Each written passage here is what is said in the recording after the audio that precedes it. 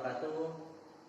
Perkenalkan, nama saya Sujono, dosen program studi Informatika Fakultas Teknologi Informasi Universitas KHJ Abdul Wahab Hasbullah.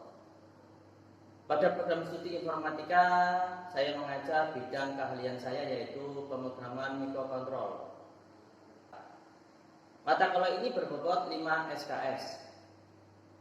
Adapun deskripsi tentang mata kuliah pemrograman mikrokontrol adalah mata kuliah yang berisikan pemrograman penerapan Internet of Things pada board mikrokontrol ESP8266 yang banyak digunakan untuk membuat aplikasi berbasis hardware dan software yang open source dan memanfaatkan platform Internet of Things.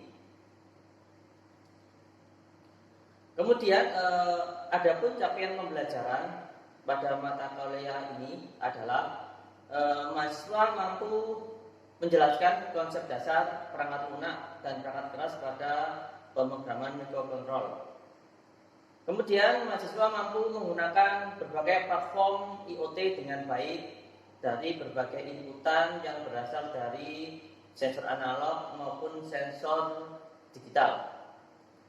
Kemudian mahasiswa mampu merancang konsep IoT dalam membuat peralatan berbasis mikrokontrol.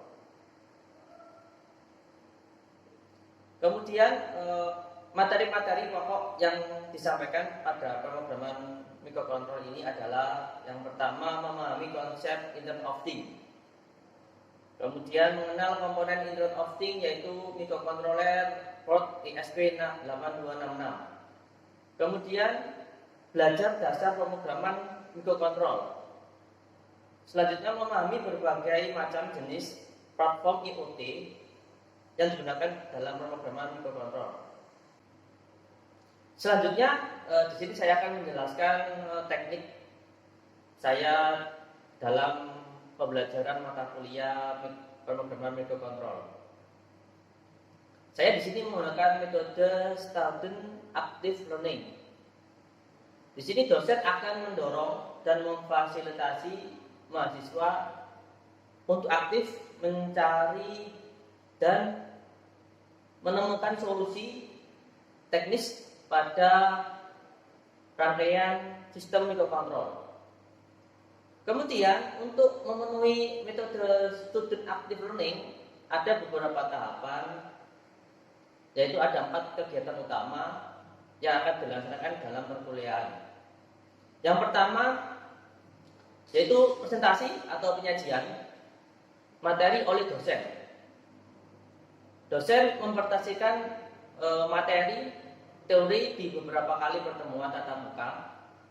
Penyampaian materi ini dengan metode ceramah dan saya sampaikan secara verbal, di mana nantinya mahasiswa akan mendengarkan dan mencatat hal-hal penting yang berkaitan dengan teori tentang pemrograman mikrokontrol.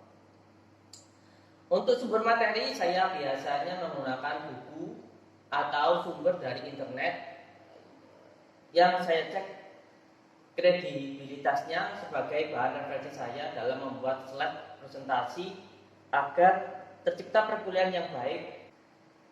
Kemudian tahapan yang kedua yaitu tentang diskusi. Diskusi di kelas di mana setiap kelompok nanti berisikan 3-5 orang dan mendapat kesempatan untuk memaparkan tema topik yang telah diberikan oleh dosen yang akan nanti dipaparkan di depan kelas. Kemudian yang ketiga tahapan yaitu praktikum, di mana setiap individu atau kelompok wajib melaksanakan kegiatan praktikum dengan materi yang diberikan dosen untuk meningkatkan pemahaman materi yang telah diberikan. Nanti biasanya ini ada di lain hari karena waktunya panjang, biar tidak mengganggu teori yang telah diberikan dosen. Kemudian tahapan terakhir yaitu tentang penugasan. Penugasan ini mencakup penugasan membuat paper kelompok dan membuat proyek aplikasi sederhana dengan sistem IoT microcontroller secara kelompok atau individu. Selanjutnya, di sini saya akan memaparkan penilaian mata kuliah pemrograman microcontroller ini. Ada 4, yaitu tugas sebesar 10%, kemudian praktikum plus proyek alat sebesar 30%, kemudian ada ujian tengah semester sebesar 30%, kemudian UAS atau ujian akhir semester sebesar 30%. Demikianlah pemaparan singkat dari mata kuliah yang saya ajarkan pada program studi microcontroller. Selanjutnya, marilah kita simak cuplikan video pembelajaran yang saya lakukan di kelas. Baik, assalamualaikum warahmatullahi wabarakatuh. Ya, bertemu kembali dengan saya dalam mata kuliah microcontroller. Sebelum kita melaksanakan perkuliahan hari ini, alangkah baiknya kita berdoa. Semoga apa yang kita lakukan nanti bermanfaat bagi kita semua. Berdoa mulai. Selesai.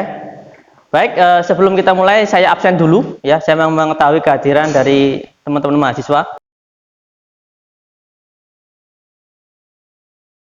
Yang pertama, Lusmari ada? Hadir. Kemudian Joni?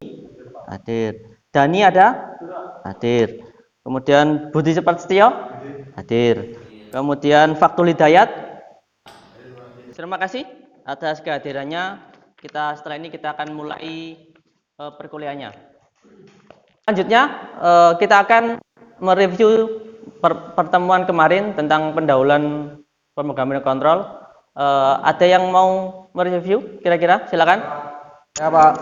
Yang pertama ada perangkat software dan hardware untuk microcontroller. Yang pertama ada board ESP8266, kemudian ada modul sensor digital dan analog, kemudian ada text editor yaitu IDE untuk microcontroller. Tambahkan, kemarin seingat saya Pak, mahasiswa itu harus mampu menjelaskan konsep dasar daripada perangkat lunak dan perangkat keras pada ISP8266. Lalu mahasiswa juga kemarin harus mampu merancang konsep IoT dalam peralatan, pokoknya dalam membuat peralatan berbasis ISP8266 itu tadi Pak. Ya. Mohon maaf kalau ada kesalahan. Ya, baik, terima kasih. Baik, terima kasih tentang reviewnya tadi, masih ingat tentang pertemuan kemarin. Selanjutnya sekarang saya akan mempresentasikan tentang Internet of Things.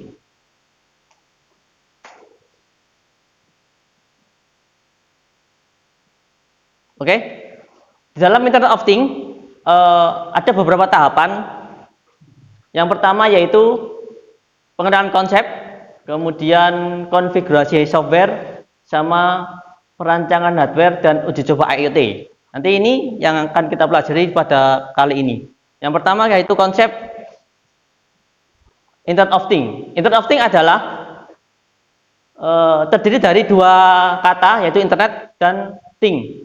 Internet yaitu mengatur konektivitas, dan thing berarti segala atau semua perangkat gitu ya. Jadi Internet of Things ini dari dua kata ini.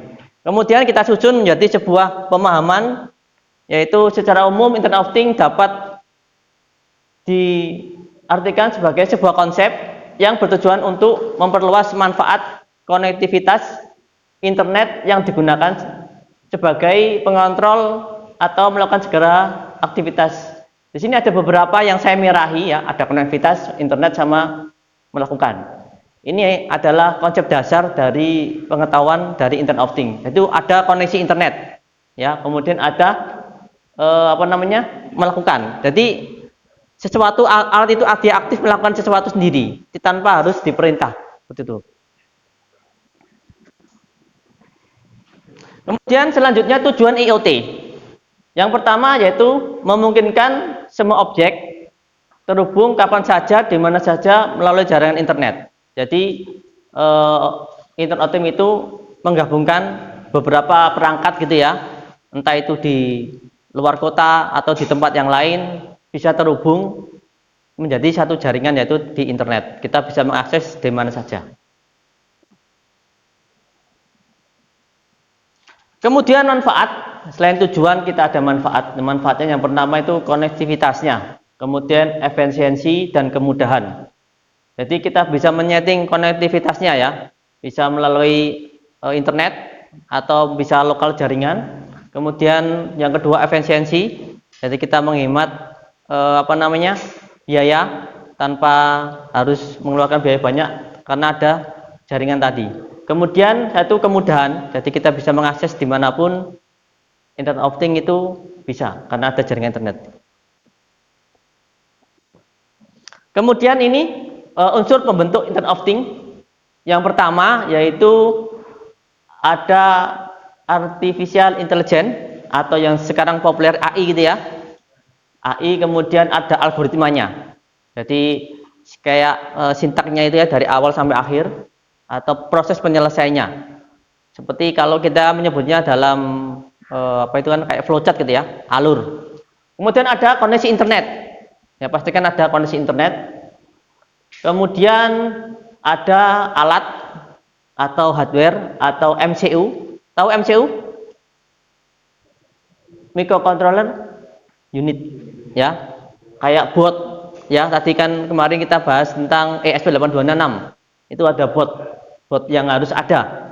Ya, nggak mungkin kalau kita bikin IoT tanpa bot. Ya. Kemudian ada sensor. Ya, ada sensor, mungkin sensor cahaya atau sensor yang lain yang digunakan untuk sebagai inputan dari IoT tersebut. Kemudian ini kelima, keterlibatan aktif. Jadi sama-sama aktif ya. Dari MCU-nya, internetnya semua harus aktif. Kalau nggak aktif tidak bisa. Ya, internetnya mati ya nggak bisa. Jadi harus saling terhubung. Terakhir, platform IoT ya. Ini yang nanti kita gunakan dalam perkuliahan mata kuliah pemrograman kontrol, yaitu platform IoT. Banyak sekali platform IoT ya, seperti Blink dan sebagainya. Ini salah satu pendukungnya, gitu ya. Jadi ini ada 6 unsur pembentuk Internet of Things. Kemudian kegiatan Internet of Things ada 4 yang utama, yaitu pertama ada monitoring. Monitoring tahu ya? Kita bisa melihat kondisi suhu atau melihat sesuatu yang bisa ditangkap oleh sebuah sensor. Kemudian yang kedua controlling, kita bisa mengendalikan alat, mematikan, menyalakan atau dan sebagainya. Kemudian yang ketiga otomatisasi, jadi alat itu bisa bergerak sendiri, menyalakan lampu, mematikan lampu, gitu ya, dan sebagainya. Terakhir yang paling kompleks yaitu database, ya, proses penyimpanan data ke dalam database. Misalnya di hosting atau di lokal, misalnya tergantung kita, atau di SD card memori bisa. Jadi ini kegiatan-kegiatan IoT yang paling umum dilakukan. Kemudian ada MCU atau microcontroller unit.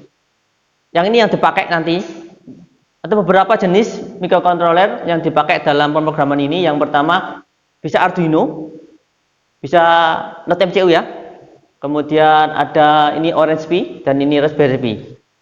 Nanti kita yang pakai yang paling murah saja, yaitu not MCU. Iya, bagus tuh. Tahu kan not MCU ya? Oke, nanti kita pakai not MCU. Kemudian sensor. Jadi yang kita butuhkan lagi setelah MCU atau microcontroller unit, kita perlukan sensor. Ada beberapa sensor yang kita pakai. Ini ada contohkan ultrasonic, ada sensor PIR dan sensor gas. Ini salah satu contoh. Masih banyak yang lain seperti itu. Kemudian ini platform IoT, nanti yang akan kita bahas lebih dalam lagi. Ada beberapa platform IoT seperti Blink, ya. Nanti kemudian ada Firebase untuk database, ada ThingSpeak, ada Remote-XY, dan ada Arduino IoT Cloud. Jadi ada beberapa banyak. Nanti kita tinggal sesuai kebutuhan mana yang paling mendukung dengan project yang kita buat. Kemudian ada sedikit cara kerja dari IoT. Yang pertama ini perangkat keras, ya, ada board gitu ya, koneksi ke dalam modul wireless ya. Kemudian setelah itu dia ke internet, entah itu mau ke hosting boleh gitu. Setelah itu di sini ada kayak platform cloud-nya. Jadi ini ada kayak linknya atau yang ini kita di sini nanti kita proses. Jadi tiga ini sinkronisasi, alat, internet dan platform IoT harus saling memberikan feedback masing-masing seperti itu. Baik, demikian penjelasan dari saya tentang pengenalan konsep Internet of Things. Kali ini saya akan mengajukan pertanyaan atau silakan mahasiswa yang ada yang mau bertanya tentang materi saya yang kurang paham tadi. Silakan saya beri kesempatan. Ya Pak. Oke. Mengapa Pak aplikasi desktop atau web jarang menggunakan istilah IoT? Contoh sistem pendaftaran mahasiswa baru berbasis IoT. Baik, terima kasih atas pertanyaannya. Mengapa sih istilah aplikasi desktop atau web itu tidak mengenal IoT gitu ya? Karena di sana tadi tidak ada itu MCU yang dipakai. Jadi salah satunya unsur pembentuk IoT adalah harus ada MCU-nya atau sensornya. Itu artinya harus ada istilahnya pemrosesnya untuk sebenarnya terlibat aktif dalam proses interaksi tadi. Seperti itu. Selanjutnya silakan. Ya, silakan. Saya mau bertanya, Pak. Ya, silakan. Jadi bolehkah dalam kegiatan IoT itu memiliki lebih dari satu kegiatan? Misalnya monitoring dan controlling gitu. Ya. Pertanyaannya, bolehkah kita memakai kegiatan IoT itu 2 atau 3? Boleh, ya, tidak harus satu. Contoh kita monitoring sama controlling. Jadi 2 kegiatan atau tambah satu lagi otomatisasi boleh. Jadi tidak menutup kemungkinan itu pakai 3 sesuai dengan konsep yang kita butuhkan. Seperti itu. Selanjutnya ada yang mau tanya lagi? Silakan. Jadi begini, sebelum kita membuat IoT, apa saja yang kita perlukan untuk membuat perangkat sistem microcontroller berbasis IoT tadi? Mungkin itu saja. Oke. Baik, terima kasih pertanyaannya. Apa sih yang perlu dilakukan? Yang pertama yang itu kita siapkan adalah MCU-nya harus ada. Kemudian ada koneksi internet, kemudian ada platform IoT yang kita gunakan. Jadi itu unsur pembentuk dari apa yang kita harus lakukan untuk membuat sistem IoT. Selanjutnya sekarang proses diskusi. Jadi saya akan bentuk beberapa kelompok 5 atau 4. Ya, nanti saya kasih tema tentang diskusi pertama, yaitu carilah sebuah platform IoT yang sering digunakan dalam proyek IoT. Kemudian nanti jelaskan juga kelebihan dan kekurangannya masing-masing platform tersebut. Gitu. Bisa ya? Dipahami kira-kira? Bisa. Oke? Silakan kelompok 1. Ya Pak, hasil diskusi dari kelompok kami menemukan beberapa kelebihan dan juga kekurangan dalam platform Blink. Di antara kelebihannya yaitu kemudahan dalam penggunaan, terus ada kompatibilitas multi platform dan juga real time data. Selanjutnya untuk kelemahan platform Blink yaitu ada fitur yang gratis, juga kinerja bergantung pada koneksi internet, sama keterbatasan fitur lanjutan, Pak. Ada yang kurang. Ya. Baik, terima kasih kelompok 1 penjelasannya. Sekarang saya ke kelompok 2. Baik, silakan. Baik, untuk platform kedua yaitu Remote XY. Kelebihan pertama ada antarmuka pengguna yang mudah digunakan. Kemudian kompatibilitas dengan berbagai perangkat keras. Yang ketiga ada kontrol real time. Dan keempat kemudahan pengaturan. Yang kelima fitur kostumisasi. Dan keenam konektivitas yang fleksibel, gratis dan juga berbayar. Nah, untuk kelemahan dari Remote XY, yang pertama keterbatasan fitur pada versi gratis. Nah, kedua kompleksitas untuk fitur lanjutan. Yang ketiga ketergantungan pada aplikasi mobile. Untuk yang keempat keterbatasan dalam kostumisasi antarmuka. Yang kelima keamanan data. Dan keenam kompleksitas debugging. Baik, terima kasih dari penjelasan dari kelompok 2. Sekarang kelompok 3, saya persilakan. Ya, saya akan menjelaskan kelebihan dan juga kelemahan dari platform IoT yaitu Telegram. Untuk kelebihannya yang pertama, kemudahan implementasi, komunikasi real time, yang ketiga multiplatform, keempat keamanan yang baik, nomor 5 kustomisasi dan skalabilitas, yang keenam integrasi yang fleksibel, ketujuh dukungan media yang luas, kedelapan fitur interaktif, 9 gratis dan tanpa iklan. Untuk kelemahannya, yang pertama ketergantungan pada koneksi internet, keterbatasan dalam pengiriman data, nomor 3 keamanan dan privasi, yang keempat reliabilitas notifikasi, yang kelima kompleksitas implementasi, yang keenam kurangnya dukungan untuk protokol IoT khusus, yang ketujuh pemantauan dan manajemen terbatas, yang kedelapan skalabilitas. Baik, terima kasih diskusinya. Kelompok 1 sudah, kelompok 2 dan kelompok 3 sudah. Inti dari semua itu kita menggunakan Private OT 1 yang intinya untuk kesimpulan dari diskusi kita hari ini adalah yang pertama, Private OT itu kelebihannya yaitu biasanya gratis gitu ya, bisa dipakai. Yang kedua itu mudah, ya tanpa perlu banyak coding, cukup memasukkan kode aja yang kita perlukan sudah selesai. Kemudian gratis biasanya. Kemudian lagi itu multi platform, ya bisa di handphone dan bisa di di laptop. Kemudian kelemahannya hampir sama, biasanya satu itu fitur yang terbatas biasanya, seperti ya, fitur yang terbatas dan kemudian harus terkonek dengan internet. Baik, untuk selanjutnya saya beri tugas tentang pengenalan konsep IoT.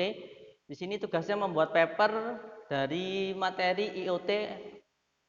Temanya yaitu mencari contoh kasus penggunaan platform IoT yang ada di masyarakat dan carilah unsur pembentuknya. Jadi nanti silakan teman-teman mahasiswa membuat paper mencari alat atau menemukan sesuatu alat yang berbasis IoT di masyarakat dan silakan dianalisa unsur pembentuknya apa. Cukup jelas ya? Baik. Jadi itu kesimpulan perkenalan hari ini tentang konsep IoT. Kemudian kita sambung minggu depan untuk pertemuan 3 dan selanjutnya di pertemuan besok kita akan melakukan praktikum tentang konsep pengenalan Internet of Things. Nanti saya akan jelaskan satu platform yaitu web server. Nanti saya akan jelaskan. Oke? Cukup sekian dari saya. Mungkin ada kurang lebihnya, kita sambung di minggu depan. Saya akhiri dulu, terima kasih perkenalan hari ini. Saya akhiri, assalamualaikum warahmatullahi wabarakatuh.